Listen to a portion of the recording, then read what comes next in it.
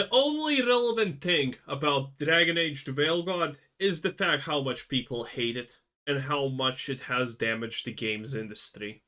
You know what the players love? Censorship and being told that their opinions are less valuable than that of a moral high-roading journalist. Saying that the discourse around Dragon Age the Veilguard is... I mean, honestly, they don't even need to be morally high grounding us. We just hate censorship in general, and people who, for no reason, assume that they are better than everyone else. Kind of just basic human things, really. proof positive that their opinions are more truthful and valid than ours. You would think over the last few years, with the direction that games journalism has been heading in, that they would see an industry that is losing its relevance, that's shrinking, that is consolidating and has mass layoffs and outlet closures, and people are just not engaging with your platform the same way that they used to anymore. Because consolidation of an industry is not necessarily a bad thing, by the way, just FYI. Because you're not delivering what they're looking for. But instead of seeing any adaptation, any change, or anything like that, we're seeing them point the finger at you and say, you are the problem. The audience is the issue. And even more so, makes sense. They are losing. They have nothing to win. They are in the minority of people who are doing this. There have been tons of people who are doing better games journalism without actually being games journalism. So they can only resort to these types of tactics because every other avenue has been absolutely exhausted at this point. It's YouTubers, those damn commentary guys, man. Why can't they keep their mouths shut? All they're doing is just poisoning the industry, poisoning the well around these games. And more importantly, they need to be controlled by these platforms because, you know, censorship is great. Hey, you know what? I don't even blame them. When some guy can make a 3-second video on YouTube, get 1 million views, and the whole video is literally Dragon Age Veilguard, bad, don't play, and it's a more trustworthy review than IGN's 9 out of 10, hey, I think there's not a lot of options left. Great, as long as it aligns with my own personal morals. The plan failed. The ploy failed. This sanitized approach to game development, reviewing, and video game discourse isn't landing well with audiences. It's not what they're looking for. It's not authentic. And you would think that this is an opportunity to say, oh, everybody's telling me that I'm wrong. Maybe I'm wrong. But instead, they're saying it's you. The expected outcome of Dragon Age the Veilguard is starting to take shape, and it's not looking good. Player ratings continue to drop. The game is now sitting at a 72 on Steam with only a 40% player rating. I mean, it was literally dead in the first 2 days. When people got to play it a little bit and understood what's happening, it was confirmed completely over, honestly, just then. Now it's crystallizing, and we can see how exactly much over is this. The fact that this game maybe has not even sold 1 million copies by this point, it's kind of mind-blowing, okay? Kind of mind-blowing. Rating on OpenCritic and an abysmal 3.9 on Metacritic. Gamealytics is now estimating that the Veilguard sold between 310 to 930,000 copies, averaging at around 621,000 copies sold. A clear sign that this game did not land well with audiences. While some people... And keep in mind, for this to make even a single penny, most likely it needs to sell at minimum 5 to 7 million copies. Again, we were exactly on the money, boys. Once again, we were right when we predicted it's gonna struggle. It's gonna struggle preaching 1 million copies, and it's gonna. I don't know even if it's gonna sell 1.5 million copies. And in the best Omega Bizarro World scenario, even if it sells 4 million copies, it's still gonna be a disaster that lost millions. People enjoy the game, and I'll admit that the game has some redeeming qualities. That might not be enough to be able to turn a profit or meet EA's expectations. What this means for BioWare or the future of Mass Effect 5, it's hard to say. However, it is worth remembering that EA shut down Ascendant Studios after Immortals of Avium flopped, a game with a lot of writing and themes that bear some resemblance to the Veilguard. Immortals only sold 50,000 copies despite its $125 million budget. If EA invested that heavily into Immortals, we can only imagine what they spent on the Veilguard. This could mean layoffs for BioWare are looming unless EA decides to make Mass Effect the studio's final chance. I think that's kind of confirmed at this point, maybe. I'm pretty sure they're going to give Mass Effect another shot. Not, but Mass Effect another shot. Now, while the media attempted to feign that this game was a success, fake it till you make it, I guess, and their positive spin definitely worked initially, now that the game has had some time to simmer and the players don't seem to like it, they have chose to double down and ignore any sense of self-awareness. Dwayne Jenkins of Vice wrote an article titled Dragon Age the Veilguard and the Necessity of Games Journalism. He writes, we're going back into the trenches on this one, so it's no secret. Dragon Age the Veilguard is the latest DEI game to be subjected to criticism with zero bearing on the actual game itself. Because I'm tired and already exhausted myself talking about diversity in games. Admitting that it's a DEI game is already a point of criticism in itself. It means that there's going to be a lot of things that to criticize just because it's a DEI game. If people say DEI bad, obviously a game that's made of a DEI in mind is going to have by default a lot of things in the game that people don't like. So this whole statement is complete nonsense. Games, I'll keep this one brief. Now, the irony of saying this from a gaming vertical isn't lost on me. Even if I'm the wrong messenger, I can only hope that the message itself is meaningful enough. Let's imagine a world without video game outlets. No IGN, no Kotaku, no Polygon. They're all just poop. I close my eyes and I see world peace. I see less gay shit in video games. Oh my god. I see Ubisoft in flames. Bethesda. Later. It's beautiful. It's beautiful. Poof. Overnight. Gone. No more reviews or insights from game journalists. You know what that leaves you with to gauge how good a game is? Censoring on Metacritic has gotten completely out of hand. Not a smart move if you want to stay relevant, aka in business, because of this whole NWO Great Reset woke psyop has failed. Narratives crumbling and everyone not bailing out in time will go down with it. This, in case, if you couldn't tell, is a user review from Metacritic. I want you to really read that review. Let it nestle in your brain for a second. Now, what did you meaningfully glean from that? What information from that excerpt will help you decide whether Veilguard is worth your time? Everything. He just literally called it a woke shithole. that is very on point. The game has characters of different ethnicities, and that's bad? This brand of criticism extends. Oh god, I hate this. You know what currently woke journals and all of these idiots are? I'm seeing this on Twitter, I'm seeing this on a lot of places. I'm pretty sure this is intentional, or they're even more stupid than we thought. Arguably, they are probably more stupid than we thought. But this is what they're currently doing. I'm seeing this a lot on Twitter. People are saying that woke is literally just having women in games. Woke is not having every woman in a game look like, Stellar Blade. No, that is not woke. And this is so... It must be intentional. They must be intentionally trying to gaslight people like this, which just makes them seem more stupid. Because as gamers, we know a ton of games where there are main female leads, female protagonists, female sidekicks, female villains, and things of that are absolutely amazing, and we love them. And no, not all of them look like supermodels, but plus a point or 5 because they do look like supermodels, because that is just the right way of doing things. And they're trying to gaslight you. Oh my god, everything that has a woman in it is woke. Everything that has a black man in it is woke, and all of this fucking nonsense shit. Okay? In the movie industry, currently, what I'm seeing is, oh my god, the Eternals, they're so woke, the critics claimed, and that's why... No one actually...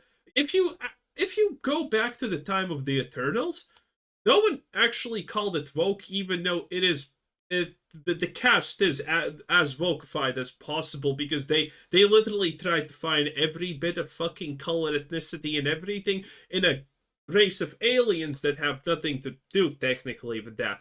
That's stupid. But no one really called Eternals bad because they're woke. The Eternals movie was shit because it's literal shit. No one really called it woke. It's just shit. Extends to YouTube, where content creators aren't bound to any kind of journalistic integrity. Sure, a few YouTubers provide thought. This would be a great point if journalists were bound to journalistic integrity, but considering they aren't, well, shit. Feedback on the strengths and weaknesses of a game, but Some couldn't care less about worthwhile, relevant, and Bro, wanna bet that this person who wrote this probably is from some kind of IGN that gave Dragon Age Veilguard a 9 out of 10. And why did they give it a 9 out of 10? Because the person who reviewed it was trans and said, oh my god, this is my trans dream. I mean, that's not a lot of journalistic integrity, if you ask me. form discourse. They don't have to talk about the gameplay, visuals, characters, story, pacing, mechanics, or any of the other nuances one looks for in a traditional review. But they do. Listen, I talked about, I mainly talk about how much of a woke slopfest this game is, but I have talked about the game mechanics, the story, the combat, the skill tree, the items.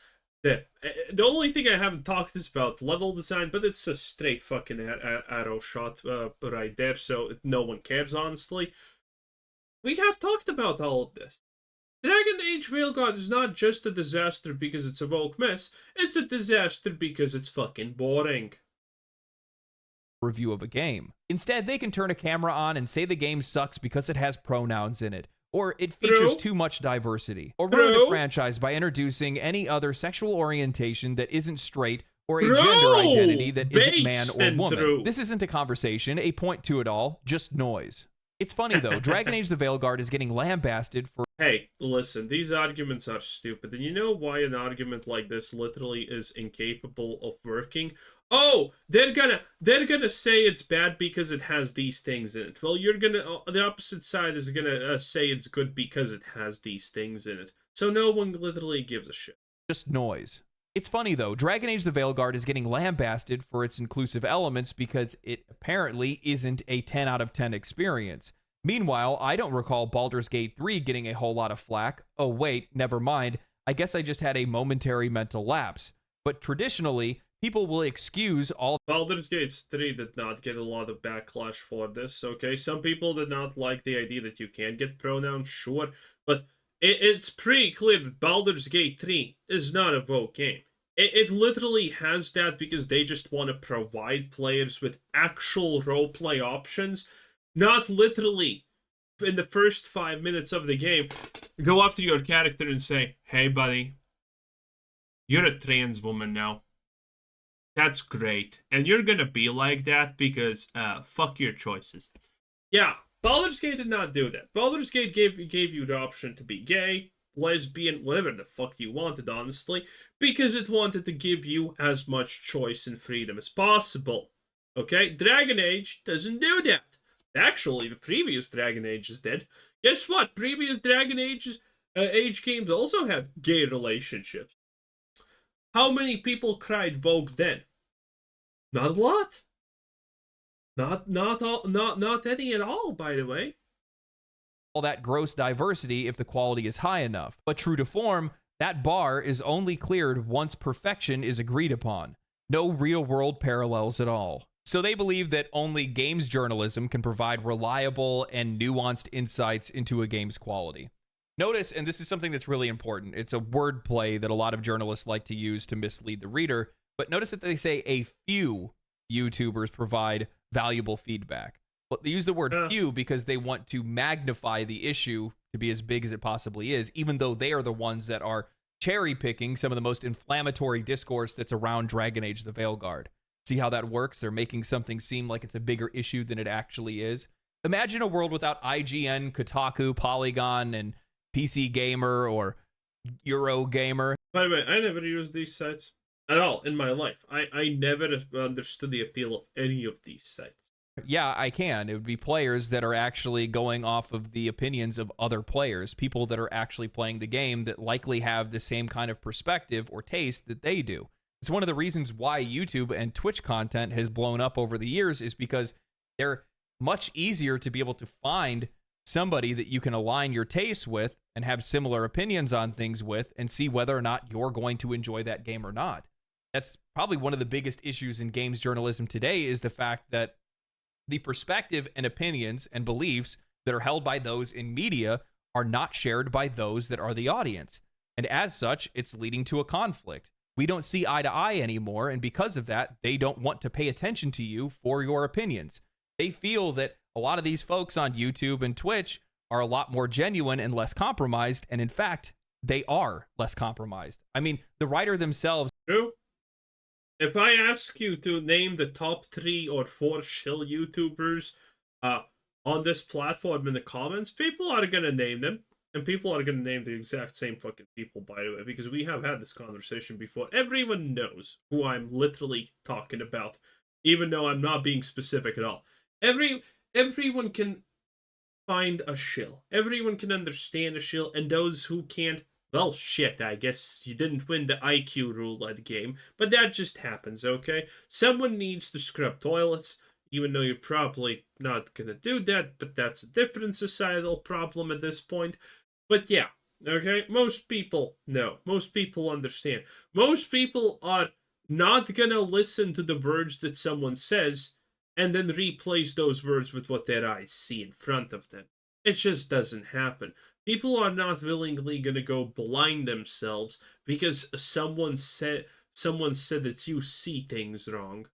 Says they're going into the trenches. They view this as a battle line, like they're going into war. They view this as a war that they're in.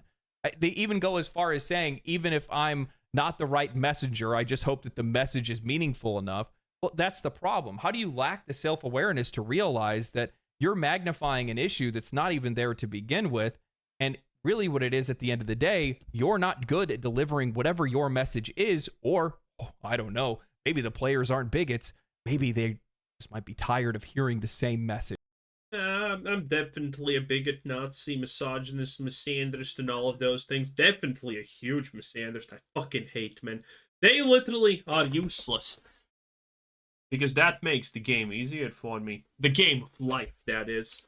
Now, I want you guys to keep in mind that players and YouTubers are the ones that are creating this toxic echo chamber. Games journalism is the most important, insightful, and truthful, as Nathan Grayson of Aftermath writes an article titled, "The Dragon Age Review Controversy Shows Just How Much YouTube and Twitter Have Poisoned Video Game Discourse. The more you enable these people structurally, systematically, the more footing they gain until they become the default."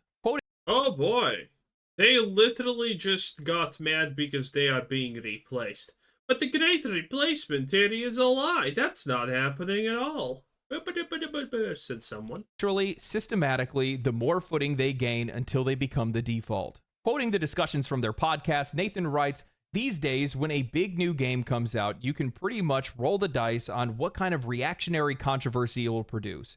Are we looking at a moral panic over trans characters, diversity consulting, games journalists being too positive?" I mean, red flag, red flag, red flag. Everything he's going to mention is going to be an unequivocal red flag.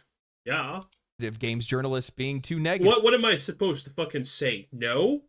These things that we consider issues are not issues because you don't want us to consider them issues? Get the fuck out. Some other quibble that'll be forgotten in a week, interchangeably swapped. This whole thing is literally written by someone who is, in their heads, on the supreme moral high ground. Out like grains of sand dragged away by the unrelenting tide. Anyway, the usual suspects got mad about Dragon Age the Veilguard reviews this week. You can listen to this week's 99% of the fucking gamer population? Episode of Aftermath Hours for a full rundown on why, but the whole thing is illustrative of a larger, more important issue.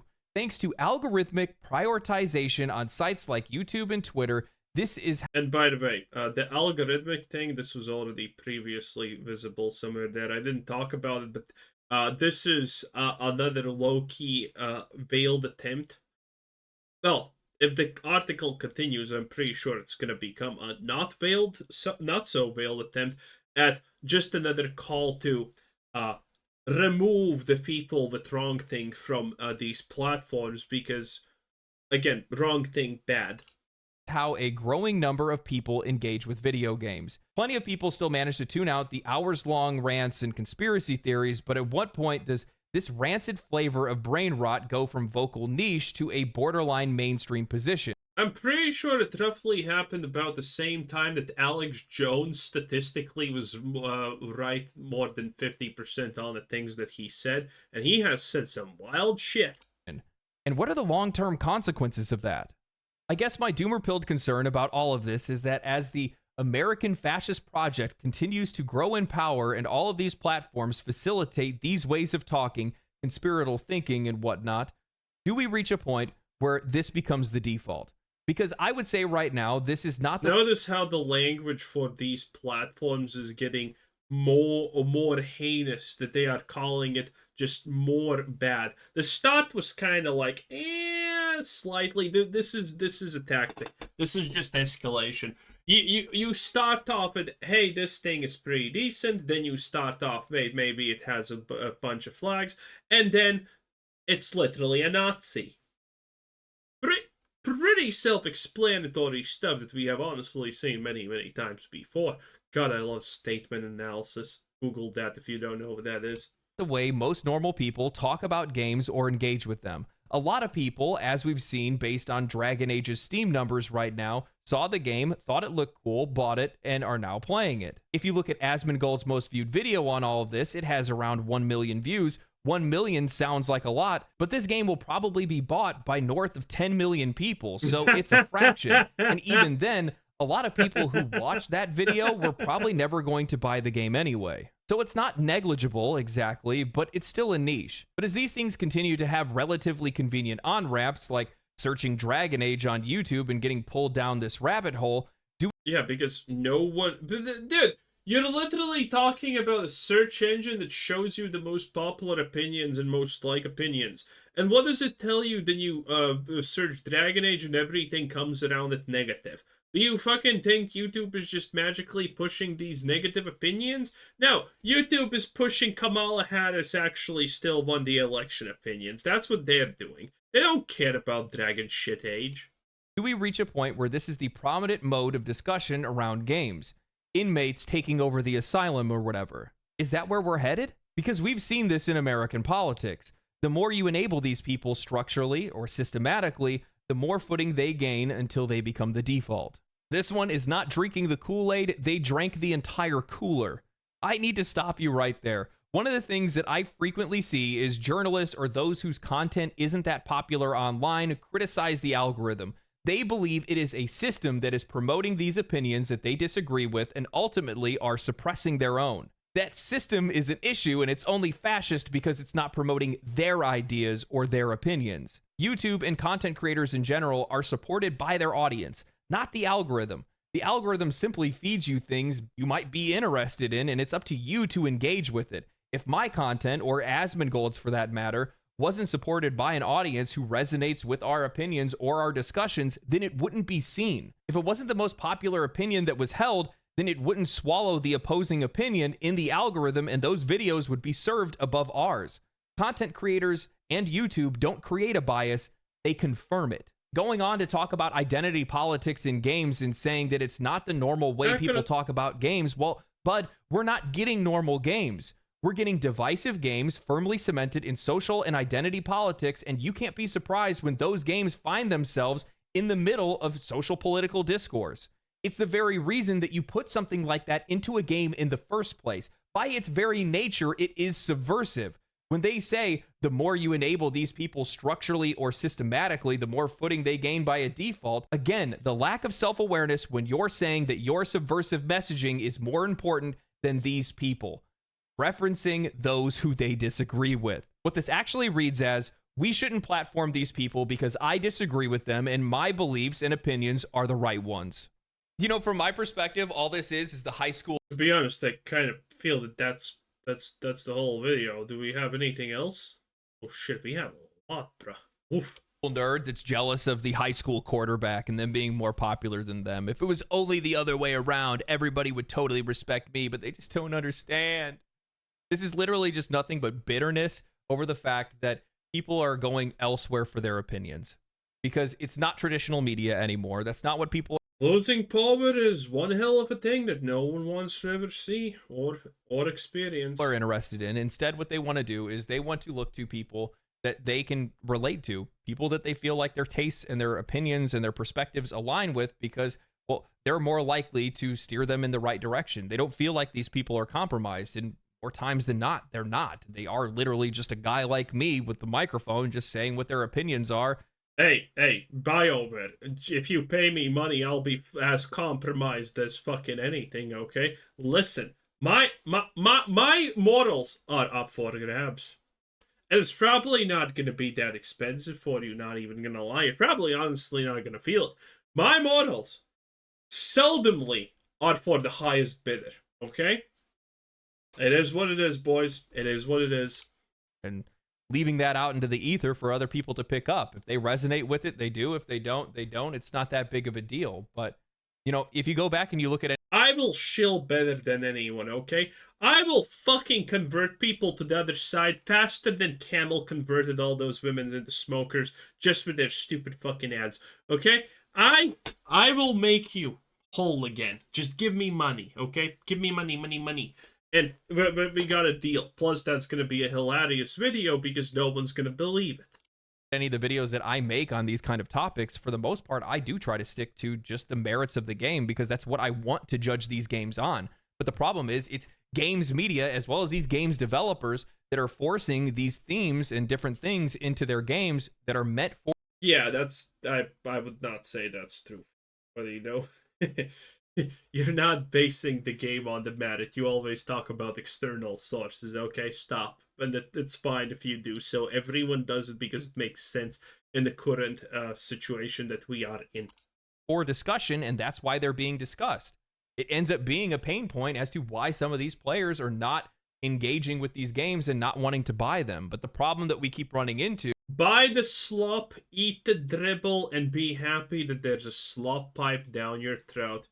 That's essentially what they want to get out of us. And they're not going to get that unless they pay me. We need one another, BioWare, Ubisoft. Assassin's Creed Shadows can still be saved. Just need to lather my you just need to lather me up a little. No, that's all I'm saying. You know, I'm just saying. I'm just saying. Money speaks louder than words. You know, see no evil, do no evil, hear no evil. I mean, damn boy. In any case, that was Legendary Drops. 10 out of 10. Have a nice day. Bye bye.